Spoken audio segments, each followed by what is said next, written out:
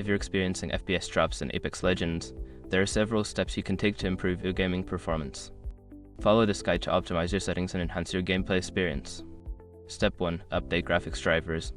Make sure your graphics card drivers are up to date. Visit the official website of your graphics card manufacturer, NVIDIA, AMD, or Intel, and download the latest drivers. This can significantly improve performance and fix bugs. Step 2. Adjust in-game settings. Open Apex Legends and navigate to the settings menu.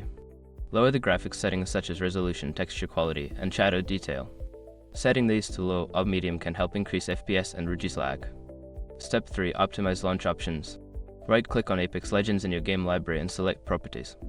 In the launch options, you can add commands like Nova to skip the intro video and how to prioritize the game's performance. This can help the game run smoother.